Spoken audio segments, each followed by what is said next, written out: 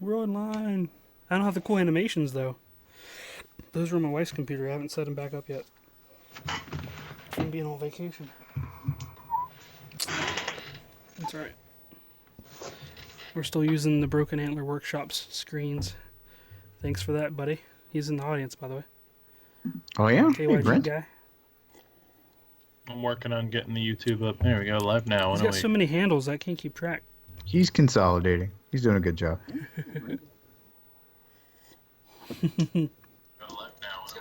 This is our new podcast mate, Billy. Billy! Actually, I shouldn't yell that. I shouldn't yell. I shouldn't yell at all. Actually, Right. Mark. Thea's been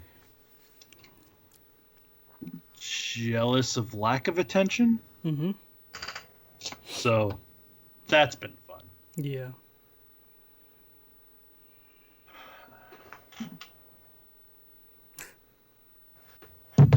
Although I got my 450-pound capable lazy Susan today. Cool. So I just have to figure out how to connect this to it. And then we're all set. It was funny on Twitter. I was because I had asked, how do the plywood gears hold up? And on Twitter, I forget who said it, but they're like, "Oh, there's this guy, Matthias Wendell," and I was like, "Yeah, I already bought the software." That's some cool software, though. Mm-hmm. That's neat. I just wish you could kind of define the outer limits of a gear, like, because what I'm doing is I have a ring gear, so the teeth are on the inside of it, and the outside can only be so big. So I kind of had to guess as I'm making it, and the prototype I made is too big, so I got to figure out either how to make them in SolidWorks or how to define it or get it close enough in Matthias's program. But either way, fun times.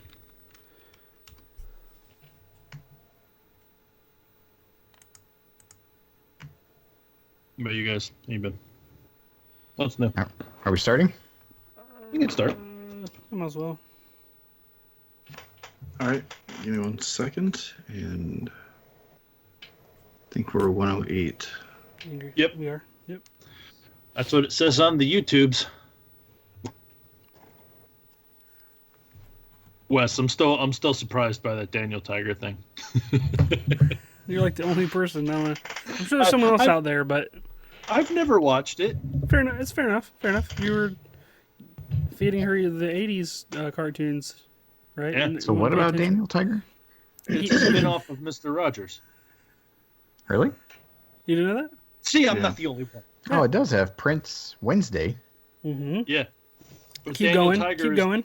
Daniel And Tiger is O. the son of the And tiger the from... opening theme song is the same. I've never listened to the song. We only have the books. Oh, okay. He wears the Well, see, same that- and outfit. that's- He wears a sweater, a zip-up sweater, and Converse-y looking shoes, But which is a stretch, I admit. always weirded me out. I never liked that part of Mr. Rogers. Has Trolley, which is a dead giveaway. The Land of Make-Believe? Oh, I don't remember. Trolley's not in any of the books. They're Really? super simple, like the earliest reader books. Mm. Yeah, well, the only reason I know Daniel Tiger is because we got Thea an Amazon Kindle Fire, and just for the free time, so toddler stuff. Yeah. So there was a Daniel Tiger app on there. So I never really paid attention to it, but I heard the music the other day. I was like, oh, I got teary eyed a little bit. Yeah, Oh, I Mr. went through Rogers, the I same miss thing. you. Yeah. Has Then I was O. reading the Wikipedia page. I was like, oh my god. Yeah. And lots of references, meow meow. I never pay Yeah. that close attention. Whatever. You know what we should research for another episode? Find sequels that no one ever knew about, Or spinoffs or very very obscure sequels, like how was it Minority Report was supposed to be Total Recall 2 originally. I don't think I knew that. I found that out recently. Because they were both from like Philip K. Dick, right? Yes. Yeah, I think so. And that, I think that was kind of the connective tissue on that one. And what was? I have to ask Tracy. There was like an unofficial kind of same universe as American Psycho.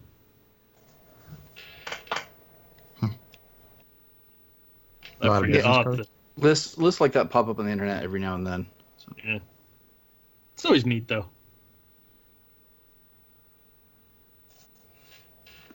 All right, ready when you guys are.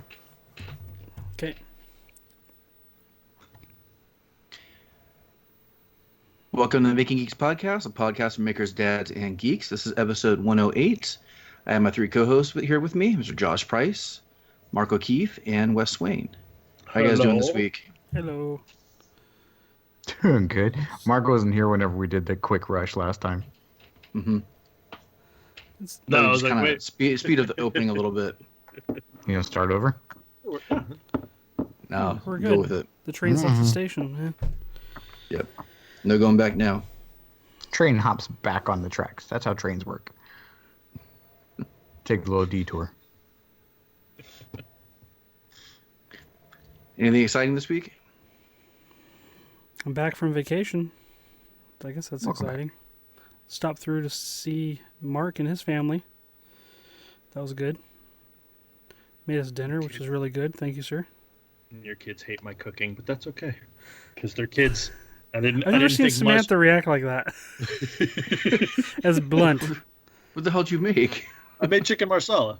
Oh, So, but there's a ton of mushrooms. So I was sort of expecting the kids not to really like it. I was hoping the flavor would get them and just sweep the mushrooms to the side, but not so much. She's working on her social constructs still. At strangers' houses and stuff, you know, all that. There's all those protocols that are kind of you have to learn at some point, you know, like Yeah. you know, There's they're saying like honesty eat it and even then if you there's don't like honesty. it. Yeah, right. You know, that kind of thing. Like, but yeah, it started off good. Tonight, I quickly realized I might want to take up a second hobby. uh-oh. Uh-oh.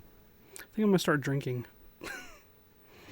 Tonight was Oh, not a good night. alcohol? Yeah. For those that I think you guys know that I don't drink alcohol, but I think I might start after what happened in the last couple hours. What happened? You guys know, I don't think I mentioned in the podcast that we had two dogs. Buster, the oldest, is 16. We had to put him down like 5 weeks ago. I thought it was earlier than that. And tonight I was grilling, and Jack basically like collapsed in the backyard. We had to take him to the Ooh. emergency vet.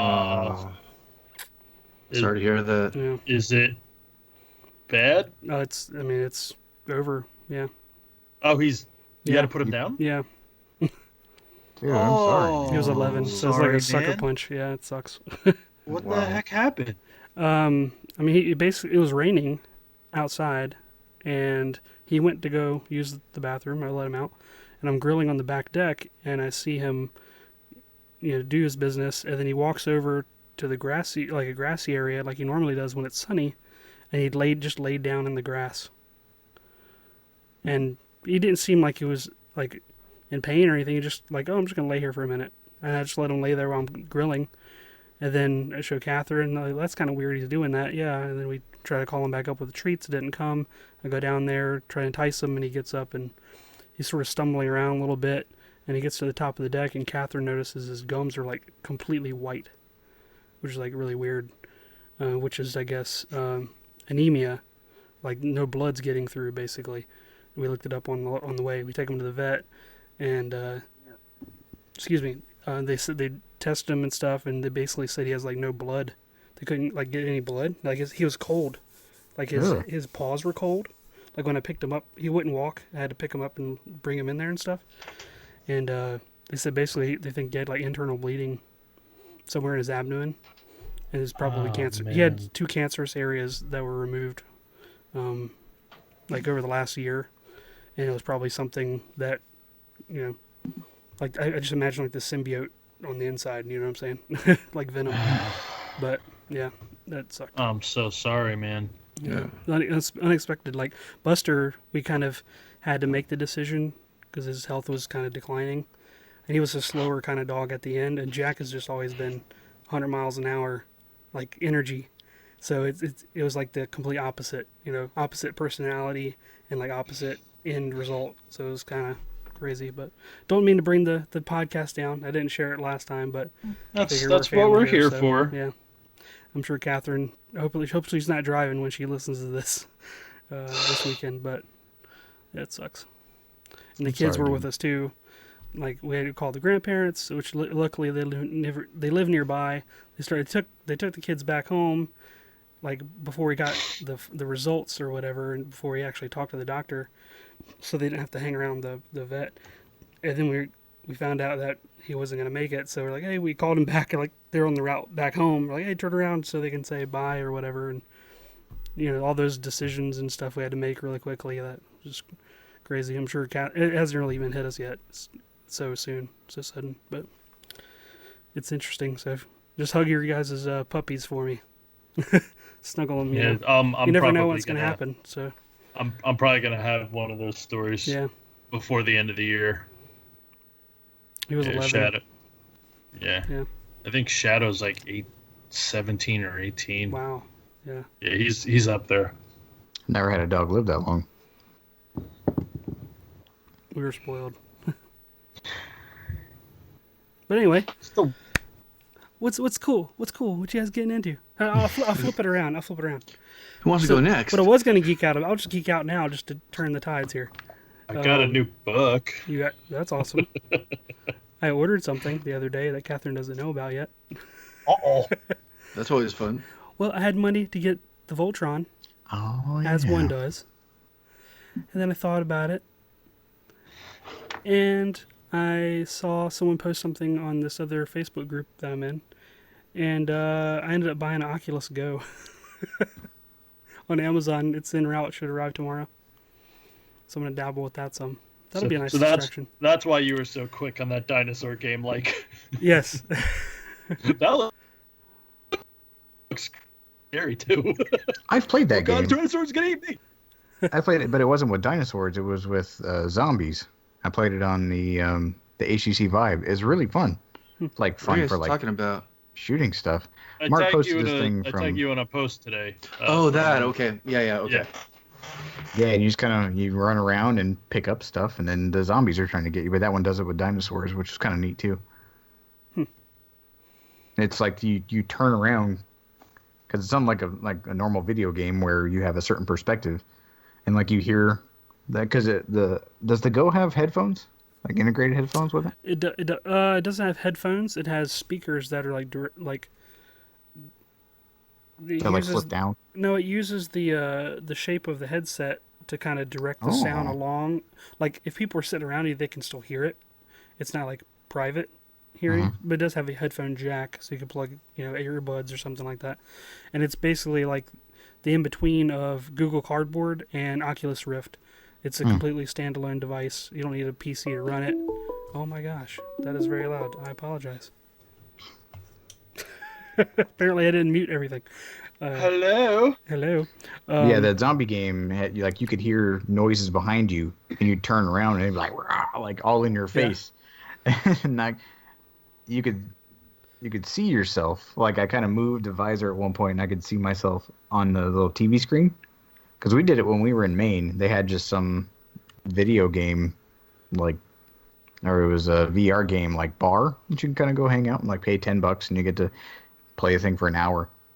And yeah, I was bumping into the wall because like I was still unsure of my like real world limitations of my little cubicle that I was in.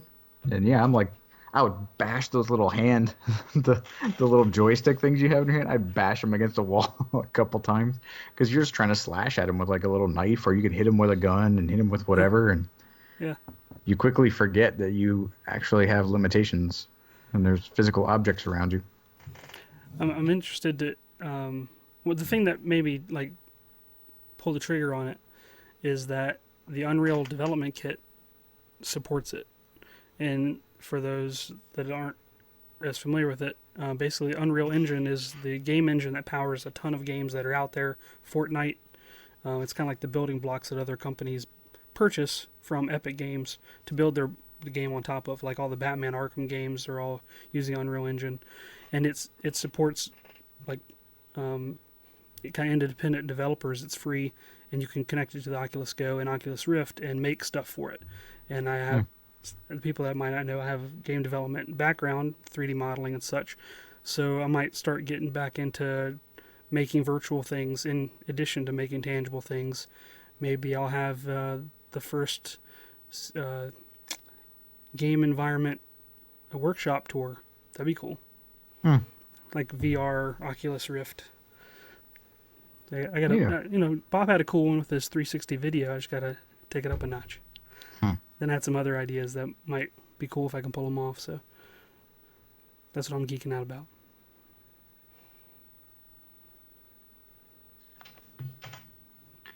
I just put out a video this week, earlier this week. Pretty simple video making kind of like a rock sifters for the beach or going to the river. And then next week, I'll be spending a full week training for doing a Python training development for work. And that will be quite interesting because I don't know Python, so I'll be learning it basically all in a week. And trying to apply all that to a full curriculum when I start teaching in about 2 weeks. Man.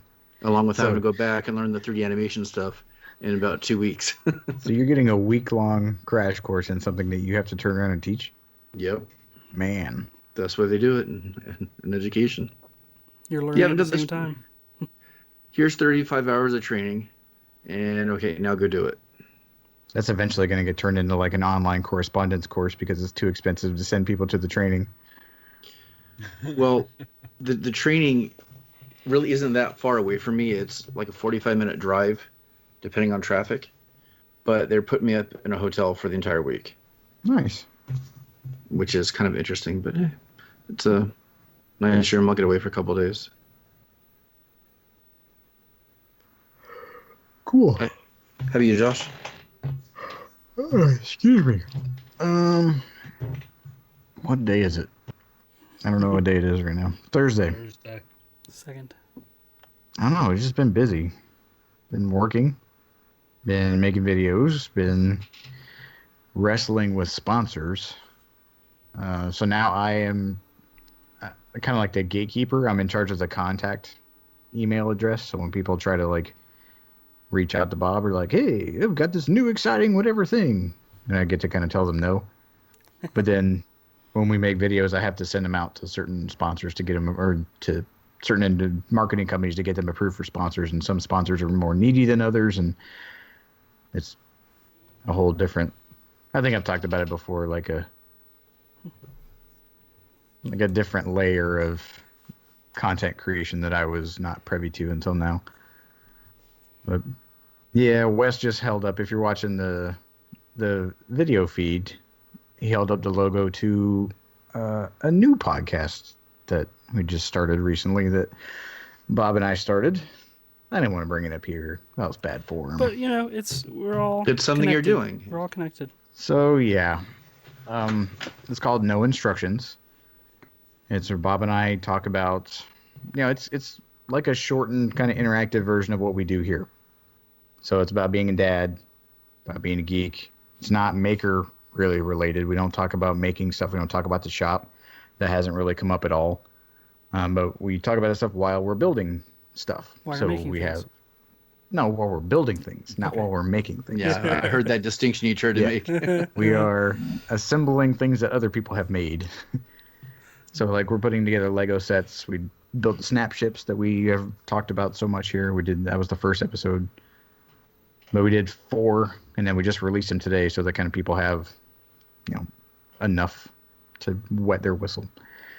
But yeah, it's really fun. Like, I get to professionally build Legos. And I think I talked to you guys a couple weeks ago when I was like, I was told to use the company credit card to go buy a big Lego set.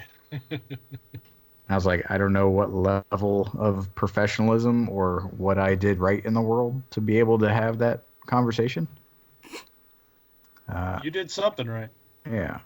Well, I mean, I talked to Bob about that. And when I worked at Lockheed, if we would go on travel somewhere, like you would have a per diem rate, right? Sean, I imagine you're going to have a per diem rate. Yeah. So at Lockheed, if you went over your per diem for that day, you owed them money. So if I went, say it was like $60, if I spent $60.25 on Monday, but didn't spend a dime for the rest of the, say, week I was on a trip and saved them the rest of that money, I still owed them 25 cents. Mm-hmm. And so I had to go pay for it. And it was just the most ridiculous stuff to like settle money and how to handle that kind of stuff. And then to turn right around was like, oh, go find like a big Lego set that's going to take a while to build and just just put it on the card. I was taken back. But yeah, it's fun. So I'm halfway, a third of the way done maybe with the big Lego rescue. It's a rescue helicopter. And it's super. It's got working land. It's a discontinued set from I don't remember when, but it's got like working landing gear. It's got full rotor system that I'm pretty sure all the blades pitch. Like, I'm pretty stoked about it. Yeah, it's neat. You can find that podcast all the same places you can find this one. But yeah, that's fun. Mark, how about you? I am in the pre-stages of designing a hopefully lighter second version of my turntable. So I ripped apart 2 turntables? V2, yes. Microphone? There you go. Yes. What? No, it will be 2 turntables, not V2. Oh. Sorry. It's a stressful week. I got a baby behind me. I forgot about that. No, I got an aluminum Lazy Susan 20 inches that's capable of up to 450 pounds. I took my old motor out, and I'm trying to figure out how to make some wooden gears right now, and then I just got to put it all together, and hopefully that will help me, and I can try and start a 3D scanning business because job hunting is just about dead. Yeah, I was wondering how all that was going. It's not. I got one. I'm at a couple hundred, not a couple hundred. I'm over 100 applications in. I've gotten one meeting and no callbacks. So yeah, it's a little rough. It's a little stressful, and at this point, I got to try and do something on my own to start bringing something in. I got till the beginning of October before unemployment runs out. So it's at this point, I guess it's now or never, or go back to what I don't want to do for a third less money because the companies do not take experience in, which sucks. But it's I'm gonna try and get it started. I've seen other people do it. So hopefully. Well, if there's anything we can do to help you, man, let us know. Yeah, well, like sincerely, that's not just like a thing people say. I'll be picking your brains for business because I can't think of. I was trying to think of how to do it. Sorry, texting my wife about the baby. Trying to think of how to start it, how to run. I don't know if it's the stress level of being where I am right now, but it's hard to kind of get a straight thought out there some days. So, but yeah, you guys are among the first people I'm going to be asking about. I have some ideas for you. We'll talk later on it. Well, I was thinking like for the 3D scanning, because obviously wedding cake toppers, try and get into a school for sports. So instead of getting like a baseball card for your kid, you can get a little statue or a bobblehead shouldn't be too hard to model. Just cut the head off, enlarge it, cut the body, shrink it, and put a spring. Model a post on both sides and put a string in it, or a spring in it. But there's a pregnancy month box tracker, shadow boxes, stuff like that. I have a bunch of ideas. It's just a matter of how to get it done, which is the big issue. Because, like I said, I've talked about it before. The materials that I can, or the hardware that I can afford, is just kind of meh. And then the next step up is $26,000. So, I have some ideas for you. We could maybe figure that into like the next podcast or something. Yeah. Or whatever. That's a good idea. So are we going forward with the topic I mentioned? I think Set it up. Okay. Yeah, that'll be interesting. I don't actually know how this topic reared its head, but I was reading into it. Me too. Well, I've seen a bunch of things on Twitter about the 3D printed guns. So we are going to talk about that and see where it leads us. So, Sean, why don't you fill people in, since you researched it and now your clean-shaven face can throw those words around really easily. Yeah, you got to give Setters a run for his money right now. Yeah, I don't know how clear I'll be in what I'm saying, but I'll give it a try. As far as scratchy sounding. Yeah. My voice shouldn't sound that much different, right? Maybe a little bit less unfiltered. I did a deep dive and research, meaning I spent 5 minutes on Google and looked some things up.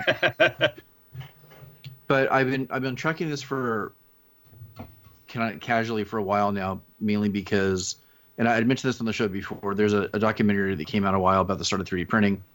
And one of the components of that documentary had to do with this one guy named Cody Wilson, who created the first 3D printed gun. He's kind of a very interesting character who's very gung-ho about Second Amendment rights and fighting the government and fighting for equal rights with the people, saying, a regular U.S. citizen isn't any different than any member of the government. Everybody should have equal rights and equal access to the same equipment.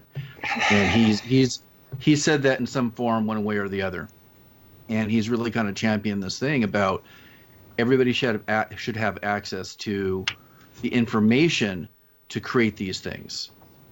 And I read a couple news stories in an interview where he was actually saying, and I'm only distributing the digital plans to make these things. I'm actually not distributing the guns. But even though he says that, and that's his stance, he also sells a mill, and I think it's called a ghost gunner, that will actually mill out of aluminum a gun, or out of whatever material. I don't remember what the material is. So even though he's saying, okay, I'm giving these digital plans and I'm making it possible for people to do this on their own to create an untraceable weapon, I'm also selling the actual piece of equipment that will create it for you. And that's kind of where we are right now. The thing that started, the thing that started the uproar earlier, like you're talking about in that documentary, was the AR-15. Oh, the AR-15 that everyone either absolutely adores or hates by the name, right? So there's one component of that weapon that is serialized, it's serial numbered, and is so by having a serial numbered weapon, it requires a background check. The ATF mandates that. So that's the lower receiver. That's the piece that has the trigger and the sear assemblies that whenever you pull the trigger, it can make it go full auto and all those kind of things. So that is stamped with a serial number from every Colt, every manufacturer, serialized, that can be traced and tracked by the government where it originated from.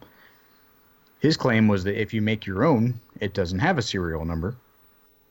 Therefore, it doesn't need to be traced. It doesn't need to be background checked because it does not fall into those same legal standings. It is it's an accessory at that point. Because if you were to take an AR-15 apart, everything that is not serialized is air quotes an accessory. The barrel, the stock, the bolt, all the rest of that stuff. So that was his original claim. And most of this is all just like his interpretation of versus the government's interpretation. So I think the gun that he made now is much smaller because he was having a lot of troubles in that video with trying to make it durable. And I think it was called the Liberator, like the smaller one. Yeah. That kind of looks like Rey's gun from The Force Awakens without the silencer looking thing. It's stubby like that. It doesn't look like a rifle. It's much more compact. And it looks like a block of plastic that was only created that way to support whatever force actually from it's only necessary to do what it needs to do. So it's not like it's also single shot and only does 22s. But the State Department originally came after him and told him to shut it down because the State Department controls all like exports of firearms, export arm laws. Weapons. Yeah. And so he appealed that, and apparently the State Department just dropped it because now the Commerce Department regulates the sale of firearms. And so it's all depending. It's like who in the executive branch is supposed to shut this guy down. But apparently he's allowed to do it. And so a bunch of individual states, like the attorneys general of different states, have petitioned the government to block it. And so I think, from what I read beforehand, Pennsylvania is the only state that is officially blocked the ability to download this guy's plans, and he has implemented that with the court's order. So as of right now, if you live in anywhere else but Pennsylvania, you're still allowed to download these plans or download the STLs for the components. And there's a picture of his, if you're watching the live feed, of the mill that he sells, open source, to mill out of aluminum, I guess. So, Mark, was bringing this up, was it, what do we think about this? Like, so now we know the context. I think I think it's our opinion. That's really all we can give. I am so... I don't know which way to think about this because either way, I don't think it's good. And I am for people being able to have guns. The problem is not everybody should have a gun, and that some people shouldn't have a spoon, and you're going to let them have a gun. Supposedly, and he's saying this, not that I understand, I believe in any form or in any way. He said that he screens people before he sells them the plans, which that's like saying I don't even know why he would say that though. IP address 12742 is an upstanding citizen. He's not really covering himself by even saying that. I mean, why even say it? It's such a weird thing to claim. I did a who is look up online, and nothing came up weird. It's just there. I was having a conversation with two other guys from a 3D printing group, and the one guy basically said, I'm pro-gun. I am also heavy into 3D printing. I think people should be allowed to have guns. The problem, like what I just said, the problem is not everybody is a rational adult that should be allowed to have a gun. And the other person said, basically came in kind of joking, kind of serious, like, let everybody do it. Because that way some idiot is going to come in, they're going to try and print it, they're going to hurt themselves, maybe kill themselves, and we thin the gene pool a little bit. And that's a little morbid, but it's just hard because, like I said, not everybody is a responsible adult. You can't take the position that everybody should be allowed to have one, because not everybody is mentally the same. Not everyone is at the same capacity. Not everyone is at the same responsibility level. So you can't say that everyone can have one. But the problem with it being digital now is 3D printers, the price point is down. So somebody who wasn't going to spend, $5,000 on a mill can now buy a $200 printer. And it's at the point where it's almost uncontrollable. I think the base argument is that everybody can own a gun. Like, as emphatic and as much as I may agree or disagree, like, the Constitution says everybody can have one. I mean, Yeah. there's restrictions put on by individual states and by different departments to say if you have mental illnesses or if you're a felon or if you're whatever, like there are stipulations to that. But as of right now, other than those cases, anybody can walk into a store and buy one. Why can't I make my own? And it's the same, like people have been making weapons. Not that I agree with it, not that I think it's a good practice or a safe practice or a healthy practice, but like I printed out the Blade Runner blaster. Like I made a gun on a 3D printer. And if someone who was trying a it's replica, a lot prettier than his. right? It is a prop. It is plastic. It does nothing. It's a toy, but it doesn't have the orange safety tip. So that makes it a dangerous weapon because this thing is not painted orange. Like so, you can print whatever you want to print. That's the whole point, and it's up to you to do what you want to with it. And I think when we've talked about the gun issue on this show before, like I think if you own a gun, you should be licensed and prove that you are capable to operate that weapon, just like a car. And I feel the exact same way that if you want to print files that are open source for a gun, that's great. Hooray for you. If you want to buy a firearm, hooray for you. If you aren't in Josh's magic world, if you aren't properly licensed to do that, there are severe repercussions for that. So if you drive around in a car and you don't have a license for a car, or you fly an airplane, God forbid you fly an airplane without a proper certification, like that's a federal offense.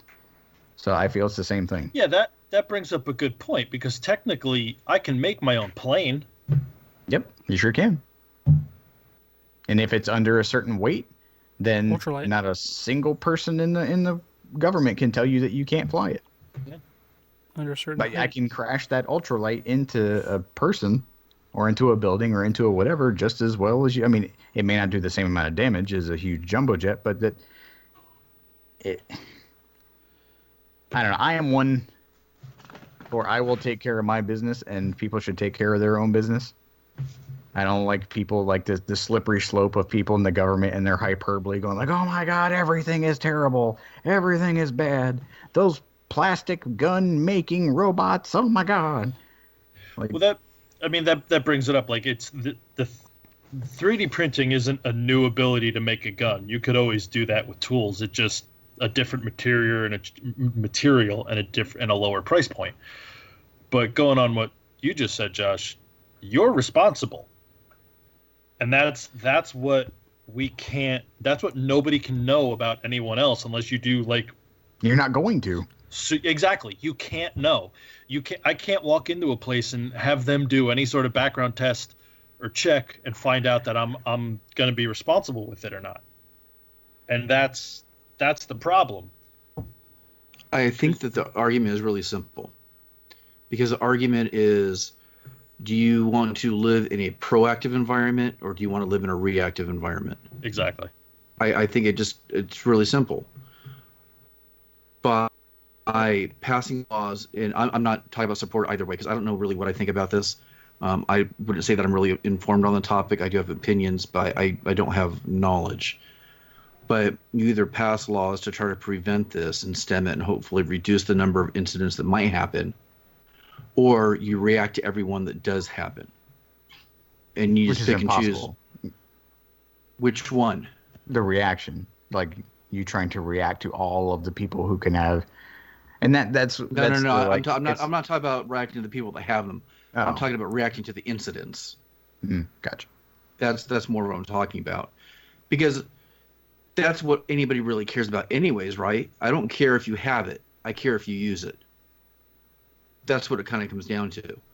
But on the proactive side, they're going to go, well, you know what? If I make sure that nobody gets it, then nobody can use it. It's a really simple argument either way. But if everybody can 3D print a gun, then everybody's armed and they can all defend. This is one of the arguments. Then they can all everybody's equally armed, so then no one has an advantage. So they can take all the 3D printing guns and defend against the one whack job. Bad guy with a 3D printed gun. And so, Josh, what you were saying before of not liking anybody putting any restrictions and not liking the government being restricting what you're able to do, that's great. but I don't have that same trust of everybody else, and that's the problem. I'm not worried about myself. I'm worried about everybody else. True. But I think to differentiate this discussion from the last time we talked about it, I think it needs to focus more on the 3D printing aspect of it, and that I think the crux of it, most people have problems with it, is that it's untraceable, and there's already laws that prohibit, from what I understand, there's already laws that prohibit manufacture of plastic and / untraceable guns. Like you can't create a gun out of Lexan that can't be detected in a metal detector. But the problem now is you're not buying that thing. You're buying a printer and making it on your own. So well, I don't know. You got to find that law because now I'm curious because it's the same thing. I mean, technically, it's not though because you're buying a tool. You're not buying the weapon. But You're buying that's the same thing. That's the same thing with buying like a mill. I'm not going to have a government background check on me if I buy a mill that's capable of milling aluminum. If I decide to make a gun with that mill, then that becomes the issue. I think a lot of people are afraid. Like, I know the people I heard on the Talking Heads have been like, terrorists and all the people are going to be able to mass produce these guns. And sure. So what I read earlier is that these have been stopped by the TSA. Like, just because it's like they have to have metal components in it somewhere to be able to blast. Just the only thing it needs is a firing pin. So what about the bullet? Well, yeah, and the bullet. What does the case needs to be metal? The bullet itself. The bullet needs to be metal, or it's gonna come apart.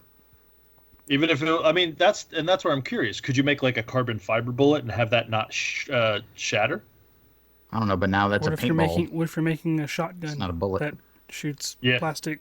But anyway, the whole point of that is these have been stopped by the TSA. It's not like these things can slip through. I mean, I'm not sure all metal detectors, but there's not going to be a bunch of people printing these things and walking through the airports and getting. You're talking about one checkpoint in daily life. And also, the firing pin can easily be hidden anywhere else in luggage, separate of the gun that you just reassemble in the bathroom. You could break it off of a belt. How big is the firing pin, like metal-wise? Is it not big? An inch long? No, it just needs to be a metal striker. It doesn't even need to be a firing pin because a revolver. You could put that in like the wheel of luggage. You know, you could put it anywhere. It could look like a bolt. And by me saying, and by me saying the 4 of those, that's giving way too much credit to the TSA. I mean, you could take a screw out of your luggage, and it depends how they design it, right? You just need a piece of metal. There's tons of metal that go through all the time. It's just the part is one of the key components is that it's reassemblable. And it's easily created by essentially a novice, is what the people are fearing, right? Yeah. I honestly don't know what the people are fearing. I fear that my opinion is being taken that I am pro this. I don't care. We're looking at the holistic situation, though. I mean, sure. Because I think it needs to be taken in some other areas too. My memory is a little bit shady, but wasn't it maybe 15, maybe even 20 years ago, where the notion of a ceramic gun kind of came up? Yeah, from In the Line of Fire. Yeah, they could get by metal detectors. So this isn't an entirely new topic about having an untraceable gun. It's just that guns get people up in arms right now because of the shootings and everything that's happened in the last 5 to 10 years. I think it's a really bad pun, kind of like a hair trigger for a lot of people when we start talking about stuff like that. But what about, weapons in general, though? I know the gun thing is what everybody wants to argue about, but I sit down and I watch on YouTube. I watch people make weapons all the time. And I know people would argue that a gun is a lot more dangerous simply because of the range and everything else. But I'm wondering if there's going to be other repercussions too. All right. I'm wondering about the effect on the maker community is really what I'm looking at too. I just don't want them to take away my printer. Well, so I got the act that I looked it up. So it's called the Undetectable Firearms Act. It was put into law in 1988, signed by Reagan, and it says, let's see, the effect of this legislation is to ban the manufacture, possession, and transfer of firearms with less than 3.7 ounces of metal content. The bill also requires handguns to be in the traditional shape of a handgun. The act accepts from its prohibitions the federal government and its agencies, and may offer a safe harbor for licensed manufacturers testing to determine if their firearms meet the Act's criteria. And it says it makes it illegal to manufacture, import, sell, ship, deliver, possess, transfer, or receive any firearm that is not detectable by walk-through metal detection as a security exemplar containing 3.7 ounces of steel, or any firearm with major components that do not generate an accurate image before standard airport imaging technology. Well, I'm trying to look right now at the excuse me, at the Liberator itself to try to see if the whole thing is 3D printed. But it's a single shot. It shoots a 38, which is not a 22. The 22 is very, very small. A 38 would be like a revolver round in like the old police movies. Which, I mean, it's a bullet. It can kill people. One bullet can kill somebody. So it's not to disregard. But I'm trying to see, and I'm looking at Wikipedia, and it's got like ATF testing. So it has been tested. I don't know how much metal is in it. I mean, that's something I guess we got. It's only the fire. It's only the firing pin. Because I remember looking this up. That the only piece of metal in it's the firing pin. So the entire thing is 3D printed except for the pin. This was inspired by a World War II era weapon that the OSS used. Interesting. How much of this do you feel is people going like, they just want our tax money? The only reason they care is because they're not getting my money. I can print my own. No, I'm sure that people would say that, but I don't care about that. I think that's I don't believe that's a terrible argument. Okay. Let me ask you guys though, because like I said, I don't have a lot of knowledge. I don't know a lot about guns. Do you think there is a real danger of this? And I don't know if it really has anything even to do with this guy Cody Wilson, because I don't think he is like some master, model maker that can, make these computer. I think anybody can probably do this. I don't even think they need his plans. Anywhere in the world, somebody can kind of figure this out. That was the other thing I was thinking of. I mean, even if you can't download the plans, someone determined enough will make their own gun. I could probably make a prototype and Mythbuster test it in my back, somewhere until it worked for a single shot. I know, Mark, you're on the list now. It doesn't take your hand off. I think the issue. So I see this. It's a single shot weapon with a kind of low caliber bullet. So you're not going out for recreational use because you shoot it one time and the whole thing is done. It has very, very little metal. Like I said, I'm looking at the innards now, and the only piece is the firing pin that could easily be removed. I'm going back to the Clint Eastwood movie, In the Line of Fire. Like John Malkovich tried to shoot the president with a ceramic gun, and so they put the firing pin and a bullet thing like in his keys or whatever. So when he went through a metal detector, he put the keys down in the little thingy. He walked through. So this would pass a normal metal detector, not the ones at the airport that like find the gum wrapper in your pocket and then you get patted down. And really, the primary reason I feel, which they could easily be argued, is that you're going to try to have an untraceable, undetectable gun that can fire just one bullet. Like, that's not for going out shooting with your friends. That's not for hunting.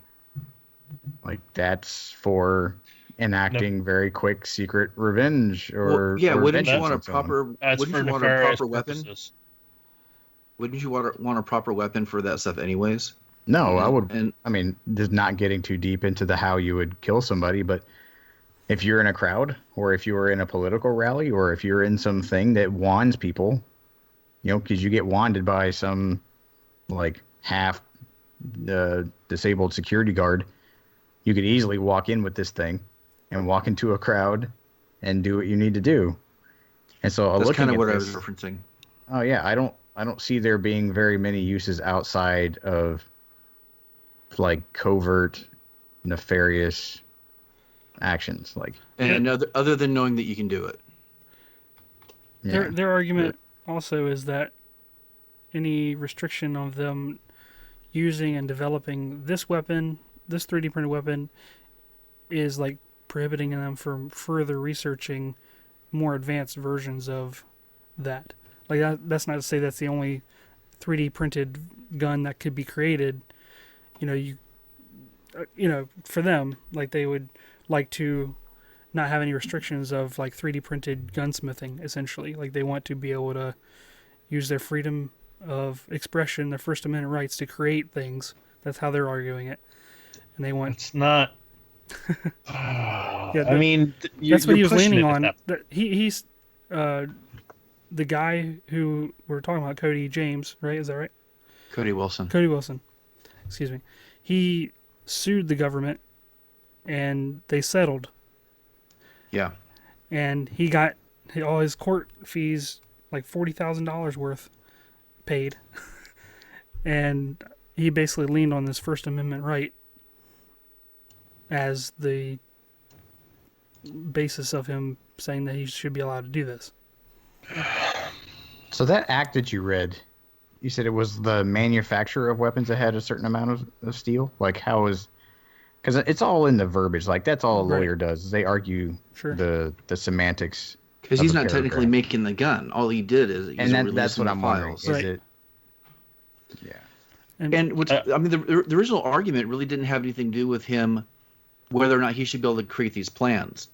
It had to do with him releasing it for free online, and that's where like the export arms trade thing came in. Mm-hmm. And I think there was like an immediate, like especially like from a lot of congressmen, an immediate fear that terrorists are going to start printing 3D guns and they get into places where they shouldn't be, and then kind of like Josh, your scenario about something nefarious, would kind of be realized. I don't know if I care. Well, I kind of care, but I don't know what to really think. My other fear is that I think this will have a similar impact that violence in video games did, where for a huge portion of the population, when they think video games, they think violence and corruption to kids and all that stuff.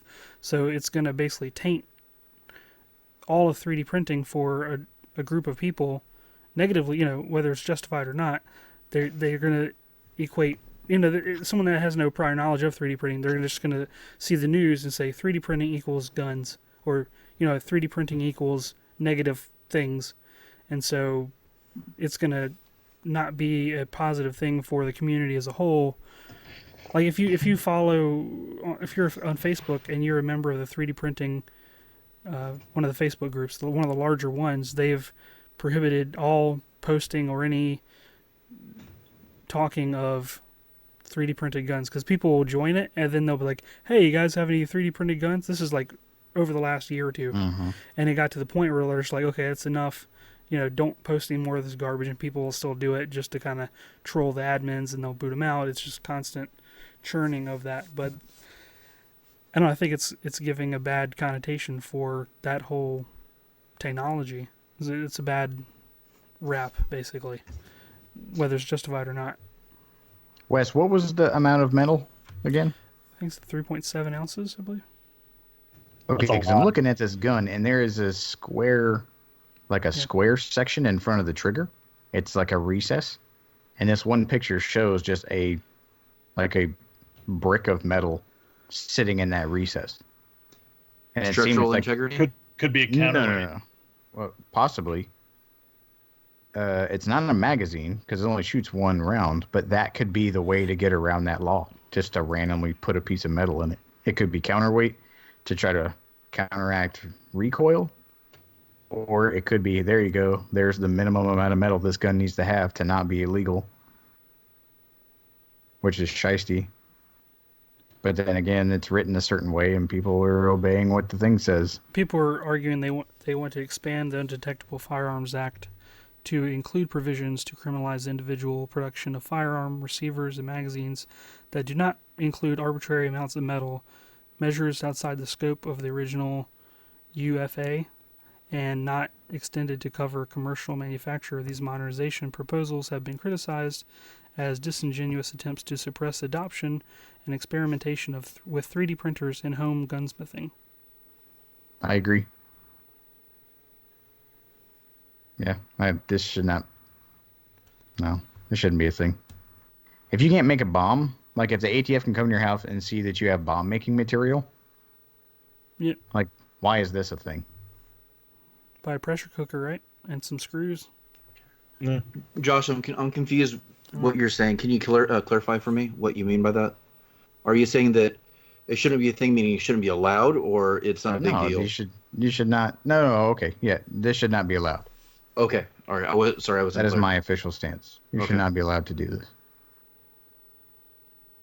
I mean, And I'm just as much of a gun-loving American as anybody, but this should not be allowed. I love my 3D printer. I really like guns. I don't like the government telling me what I can't do, but But it sounds like you, at the very least, believe a little bit in the paper trail of ownership.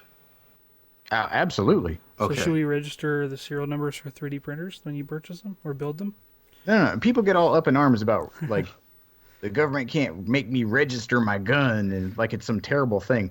I was in the army, and if I owned a gun, I had to register with my name, its serial number, where it was located. I wasn't allowed to transport a gun on base. I couldn't have it in my car unless I was going to a certain area. And if I wasn't going to or from that certain area, if I was searched and I found that gun, they would take it, and I would get. I think I would have gotten arrested. I'm not sure. So people can get up in arms about the idea of like having to be on some registry and blah, blah, blah, but then be in the same breath like I love our troops and support the troops and all this. And it's like, well, you're a whole bag of hypocrite right there, because there's a whole lot of restrictions that you're claiming that you hate and that are anti-American, but the people that you love and support the most are the ones that have to do that. So I think the whole thing is hypocritical. The whole gun argument against the people that are leaning heavily on the First Amendment. And again, I don't like people telling me what I can and can't do in my own home. But at the same time, like Sean, like you're saying, you can be proactive or reactive. And I think to be proactive and step out in front of this needs to not be allowed. Well, there you have it. Yeah. How do you That- restrict that it just- then? How do you not allow it? I think we're gonna like it is such. How is that enforceable? I think It's it needs such to a be slip- said. I don't think you can enforce it, but Yeah. I think it needs to be on the books. No, I You- think you- with that law that you just read, like, because right can't- now, if it's that minimum amount of metal or whatever, like by sticking a random piece of metal, by hot gluing a piece of metal to the side of this gun, you pass that law. But then by making that law more appropriate, and it's all in the wording and it's all in the semantics, which I know is ridiculous, but you can word this in a way that makes the possession of one of these, because you're not going to be able to monitor everybody's 3D print. You're not going to be able to add some firmware that reads an SD card and it's like, are you trying to print a gun? Yes or no. Actually, they could fix that really easily. You can't, because you can just make it look different. No. I know that somebody could bypass this really easily, but if you made 3D printers so that they were always on, always internet connected, you could not print something unless you're internet connected. They could begin to monitor it. That, as much as I disagree with what we are talking, or the whole nature of this, I disagree with that. I'm just I think saying that way to go about it. there's certain steps that could be taken that way to do it. I'm not saying I agree with that either. I'm just saying that I could see that being something. If too many parent groups got up in arms and started complaining to manufacturers, you could have stuff like that kind of implemented. Well, Yeah. it's the same as like a fully automatic machine gun. Like there's a law that says you have to have a class 3 license to get a fully automatic machine gun. People still own them, people still have them. And it's until you get caught where that law is enforceable. And so there's repercussions for breaking the law. And I think right now, with this being as popular as it is in the news and having the president mumble over 3D plastic guns or whatever, like it's raising more suspicion and more allure over this concept than there was beforehand. So people can go out and print one, like I think somebody said earlier, just because you can, just to prove that you can do it. Yeah. But by making this very illegal, a majority of the people who actively don't want to go to jail, I think, in their life, like don't want that to be a thing, won't pursue this. And so I think you're cutting out a significant chunk of the pie chart of people that 3D print guns just by making it publicly and in no unclear terms like illegal to do so. To whereas now, like any middle schooler with a printer bot can go out and print a gun and go out in the backyard and go shoot it and go, oh, that was cool. So make it illegal, make it public that it's illegal. And you're not going to be able to stop everybody, and you're not going to be able to rid the world of this thing by just saying it's illegal because people break the law every day. But I think you're going to get a significant chunk of the people who don't want that risk or don't feel like it's that big a deal to pursue it. Because you get these guys on here with the First Amendment thumpers, like who are over the top. Like, I'm going to do it regardless, and I'm going to make a point about it when I think a majority of the people are far more apathetic about the cause. Maybe interested just because they can. Are you guys worried about this spilling out into the general maker world with all cosplaying and prop building, that everybody becomes a little bit more hypersensitive to weapons? I mean, it happens every so often. I remember like in the 1980s, it's like when the big because it was during my lifetime, the big like toy gun scare. Because I think it was like one of the first incidents of a kid being shot by a police officer when the kid had a toy gun, and that's when like I think the orange caps came in where they're supposed to have those.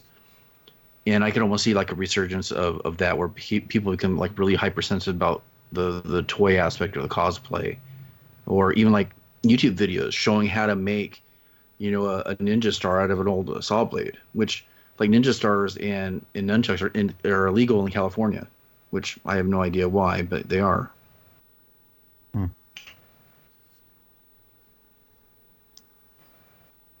I don't know. You can take the lazy opinion on either side and go like it's all bad.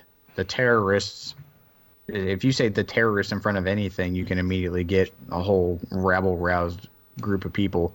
The terrorists like to drink lattes in the afternoon, so let's ban those. But then on the other side, you're going to get, these people hundreds of years ago who lived under an oppressive government allowed everybody to stand up and defend themselves with what they had available. That means I should be able to do whatever I want to by whatever means necessary with whatever I can get my hands on. Oh yeah, you're looking at the two extremes. So, what is that? And then there's the people in the middle who just want those two people to shut up and leave them alone, which I think is a majority of the people. Bell curve, yeah. Yeah. I think the big round part of that bell curve are people who don't own 3D printers. And if you do own 3D printers, probably don't care about making a working gun on a 3D printer. And then on the other side, people who know nothing about 3D printers and assume that's all they're doing is people are just 3D printing these nuclear weapons all day long in their basements that are going to come take them to the schools and going to kill everybody with their plastic bombs. Yeah, great. Now my 3D printer is going to be taken out of my classroom. Thanks, Josh. Just wait. Word's going to get out. Just wait till some stupid kid tries, because it's not illegal right now. Some stupid kid, just to prove a point, tries to 3D print one of these things in the school. And it's all going to go to hell. But by going like, no, it's illegal to do these things. You're going to have to be extremely ballsy, especially as a kid, to prove a point. Like, I know they're not the best decision makers, but there's nothing preventing people right now from doing it. So it's not wrong. You guys got anything else on the topic? Anything else that I think is worth saying regarding this popping up in the news again? So the thing I'm kind of scared about is watching some of these idiot senators try and start putting rules in for digital media again. Try to start legislating like Thingiverse or something because they think that's the right thing to do. And I think that was originally in this conversation the stance that I took. It's like someone's going to tell me that I can't 3D print this because it looks too much like a real gun. And that's my one affinity. I don't know. I feel like I'm contradicting myself, but when you make verbiage very specific about the thing that you were trying to prevent, it eliminates the tips of the bell curves from getting what they want. And I think that's what the people really want. They want the tips of those bell curves to either not go out and mass produce a whole bunch of guns, and then they don't want the, like, you need to regulate all of the 3D printers, like those extreme lefts and extreme rights. I think with very specific laws that are communicated publicly so that the actual stance is taken and written by people who know what a 3D printer is and who are educated on this kind of topic, which may be hard to find, but having a law in place that is not vague can get rid of the loudest left and righter. That would be nice. Wes, you got anything else? Someone's home. I think we covered it. Okay. Unless, yeah, the other, yeah, Mark, when you mentioned the Congress people, you know, enacting, you know, controlling legislation on Thingiverse, it reminded me of how they basically strong-armed the video game industry into self-regulating themselves and creating the rating system for violence and such. So maybe I could see that happening with 3D printing manufacturers. There's some sort of, or maybe not 3D printing manufacturers, 3D file content distributor sites. There's like, they're going to force them to like self-regulate. That could be a way it goes. Well, Thingiverse already self-regulates because the Liberator plans were originally put up on Thingiverse, right. But Brie Pettis took it down. And other similar platforms, you know. Yeah. If they take the same approach. Yeah, because there was, what was the name of that distribution platform that stopped it with the judge's order? Pirate Bay. Pirate Bay took it down. Oh, was it up there? Mm-hmm. I'm not surprised. It's one of the things I've never looked for on Pirate Bay was 3D printed files. I think we covered it pretty well. All right, let's go and transition then. What are you guys geeking out about this week? I know Wes already kind of told us about his new little purchases on the way, which I can't wait to hear about. Yes. Oh, apparently you can live stream from in the headset to Facebook, so people can like see your live Facebook stream and like you can see their comments in there, and they see the video. That sounds really cool. You said the social Wes isn't making anymore. He's just playing video games nonstop now. The social networking influence of Facebook owning Oculus. They said that that's one of the strong suits of this, you know, lower version of Oculus. In that there's a lot of cool functionality for interactivity with other people, which is neat. You can watch Netflix. Except that means you have to use Facebook. Well, but there's ways to sideload things. What I'm reading too. Well, like Twitch. Yeah, there's different apps that you can have it stream to your desktop, and then you just capture the video output, and so they're not really locking down the platform as much as you would think, which is good. Cool. Yep. I don't think she's going to listen to you. No. It's like the first one doesn't. They never do. I'm geeking out about a couple small things.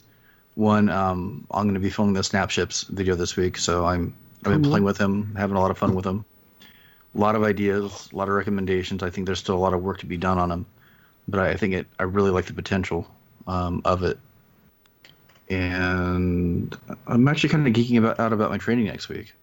Looking forward to learning something new and trying to figure out how I can make it work for other things that I want to do, not just for what I'm teaching. Yeah, Raspberry Pi uses Python. Yeah, yeah. There's a lot of things I want to make happen for myself this year with the new stuff that I'm learning.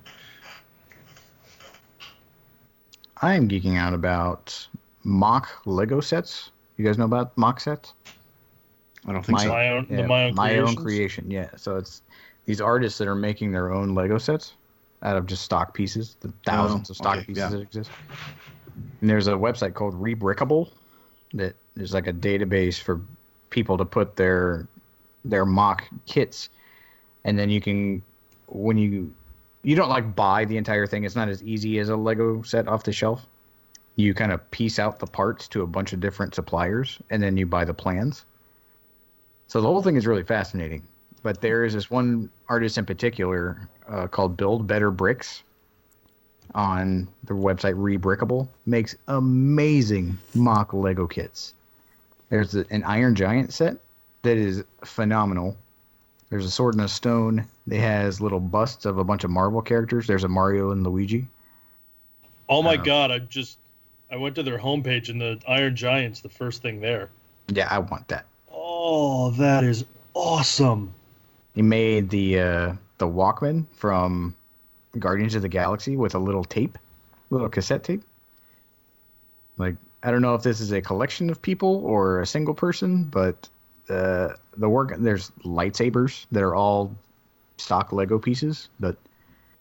And so this website is really cool because it's like buy 10 of these and 5 of these, and it gives you a whole list, but it'll actually go out and farm out those pieces from across the internet and compile them and give you a price. And then you just put them together. It's fascinating. It's the first day I've actually found this and looked into it. I think this is meant to be multiple artists because it says, like, if you click on the model, it says the name, the designer, when it was designed, how many parts, and the theme. So okay. Oh, so yeah, I'm on their website now. I was just in the original, but you can get a set of 4 Nintendo characters, Mario, Luigi, Yoshi, and Bowser, that look pretty awesome, all made out of Legos. The instructions. It's super cool. So mock Lego sets. I've been going down a rabbit hole. So buildbetterbricks.com. Check it out.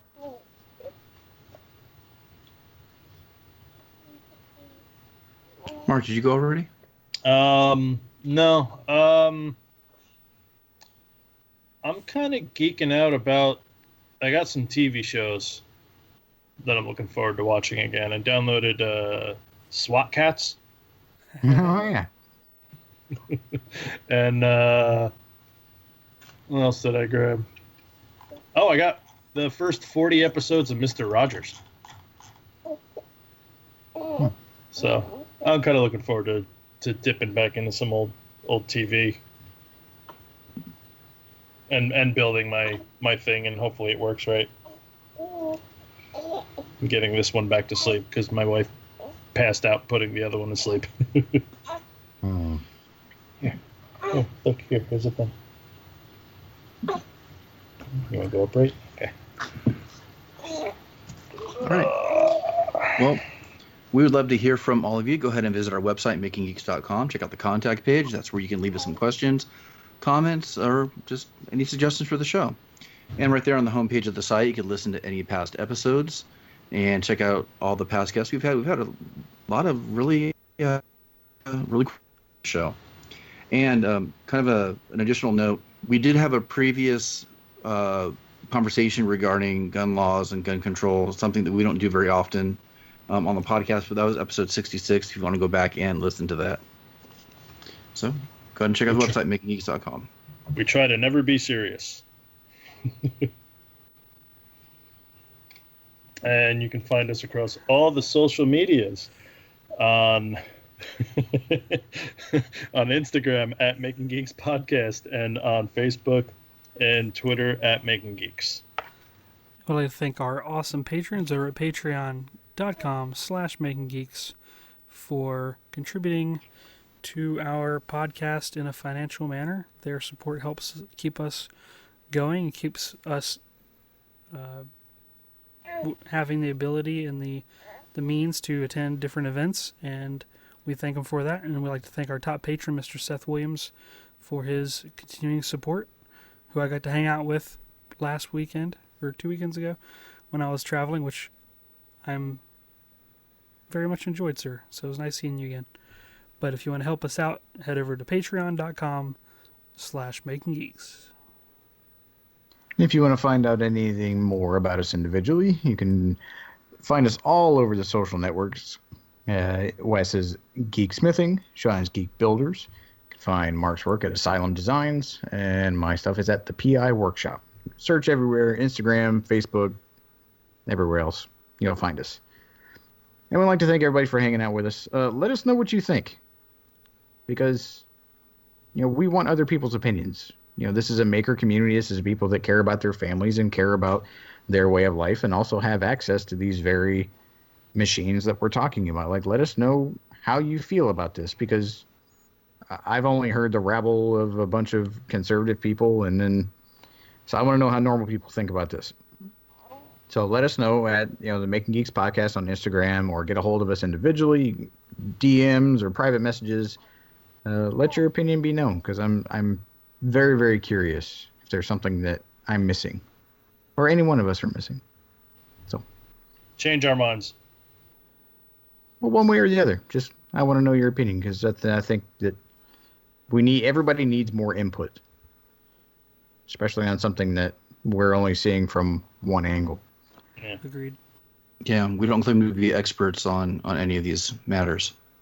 I claim to be an expert in nothing.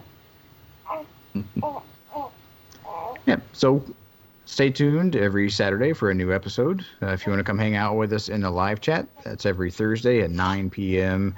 Eastern Time. Do the conversions for where you live on YouTube at Making Geeks Podcast. And we all hope you have a fantastic week. See you guys. Later. Take care, folks.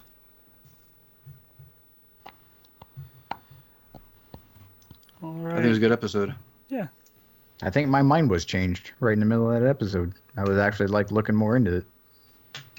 And all I could see was John Malkovich in that movie.